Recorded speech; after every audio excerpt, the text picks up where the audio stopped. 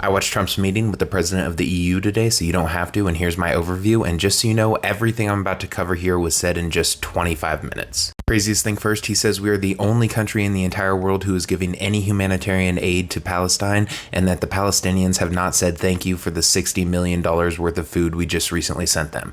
He complains they didn't thank us. Let's get into it. He only mentioned Biden once, so I guess that's improvement. He said that the White House has wanted a ballroom for 150 years, but that they never had a real estate person before, so they couldn't get it done. And he says that he wants to take the ballroom from his golf course in Scotland and just drop it directly in the White House. That would be his ideal ballroom in the White House. The president of the EU says that he's known as a tough negotiator, and he immediately butts in and says, and fair, even though he doesn't know the meaning of the term reciprocal and has gone against his own trade deal he signed in his first agreement with Mexico and Canada. So I don't know what's fair about that. He says we're very close to a deal with China, even though he then says like 2 seconds later that we kind of have a deal, and then he says, we'll see. Regarding a trade deal with the EU, he says there's a 50-50 chance that it happens, and then he says we're going to have tariffs, but we're going to be fair, so we're going to keep them low. And then later in the speech, he says, but those tariffs are going to be 15% minimum. And then he says that there's 3 or 4 main sticking points he has with the EU, but the main one is fairness. He says you can never have a bad day playing golf, even if you're playing poorly. I say that's probably because of the fact that American tax dollars are going directly into your businesses at Bedminster and your golf course in Scotland. Stop doing that. He says the August 1st date is still the date that it's going to be. He's not going to push it back no matter what. And then he says in the US, because of his tariffs, they're building a bunch of steel and aluminum and AI plants. Where?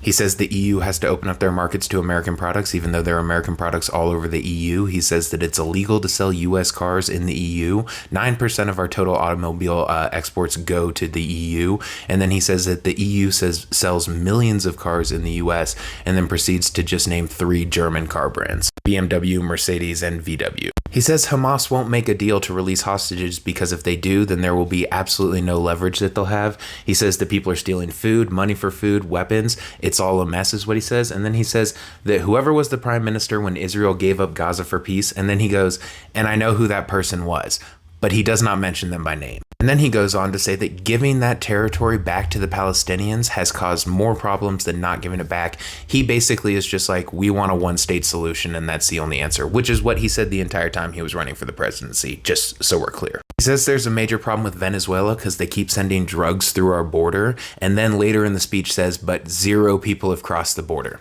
So how exactly is that happening? He says our country was dead a year ago, and then he says that every NATO leader says that we're the hottest country in the world right now, and then he says that Americans should focus on how hot we are as a country instead of focusing on wild conspiracy theories. Bro, just release the Epstein files, come on. He says pharmaceuticals are very special and they won't be included in any trade deal because they need to be made in the US. And then he says that the trade deal that they made with the UK, they've been trying to do for 12 years and that they're super happy that it's done. Does he forget that he was president? He must forget that he was president for 4 of those years. Here's a direct quote for you. Iran has been very nasty with their words, with their mouth. I think they've been very nasty. He says that Iran got the hell knocked out of them, but they just don't know it yet, somehow. And then he says that they're talking about doing enrichment again, and he's just not going to let them do enrichment, even though he's the one who removed the deal that didn't allow them to do enrichment, which included international oversight, but whatever. He again goes back to Gaza and says that it's an international issue and that we again are the only ones who are giving humanitarian aid, and if we weren't there, then the people would have starved. But then he kind of plays it all off by saying, it doesn't really matter though because Hamas is stealing all the food. In addition to claiming that 0 people have crossed the border, he says that we have deported hundreds of thousands of people. If you go to ICE's own website, they're claiming for the entire fiscal year 2025, they have deported just over 71,000 people. His own government's saying that, but he's saying hundreds of thousands. He's talking about wind turbines, but he says he won't allow for windmills to be built in the US. He says they're killing us. They're killing the beauty of our scenery and the valleys, whatever that means. And then he says it's the most expensive form of energy. And then just a few minutes later, he says that they're killing the birds. And there's a place up in Massachusetts where every once in a while a whale would wash up ashore, but in an unspecified amount of time, apparently 18 whales have washed ashore. So he thinks that wind turbines are killing birds and whales for some reason. Just on the note of wind turbines, he keeps mentioning that you're not allowed to bury the blades.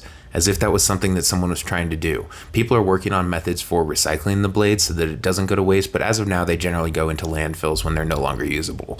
But he keeps saying that the EPA doesn't allow you to just bury the blades because they have some sort of fiber.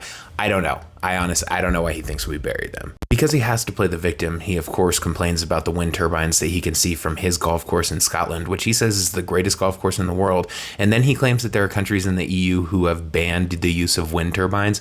That's not true. 0 countries in the EU have banned the use of wind turbines. One last thing about wind turbines, because he just would not stop mentioning them. Again, this whole thing was only 25 minutes. He says that windmills are a political act by people who hate our country, and that there are countries around the world who won't allow for there to be windmills. I don't know. He brags again about all of the conflicts that he says he settled: India, Pakistan, Serbia, Kosovo, Rwanda, Congo, all of those things. He says that he solved all of them, even though the leaders from all of those countries have made it very clear that he has not solved anything. And Serbia, Kosovo happened in 1998 and 1999. So, a little weird. And to round it all out, he says that the NATO meeting he went to was fantastic and that he stayed for 30 speeches, but then he wasn't going to be able to stay for the last 10 because he had something else very important going on, even though the schedule was determined in advance. And then he says that if he didn't stay, then those 10 leaders who hadn't spoken yet would go home to their wives and say that Trump left for some reason. And then he makes a claim that he just stayed for the last 10 speeches. So I don't know if he left or stayed. Wow, I hope you enjoyed that, because that was just, after I was done, I showed the list to my wife and I was like, all of these either factually untrue or just wild assertions were made in just 25 minutes. Totally insane to me. I don't know if I mentioned it. He mentioned Biden one time. So, I mean, he didn't mention Obama. So good for him there, I guess. If you've made it this far, 10 to 15% sometimes. It's usually closer to 10. In fact, the last time that I mentioned the statistic, that video did only get 10% who made it to the end. Thank you for being here, and follow me if you're not.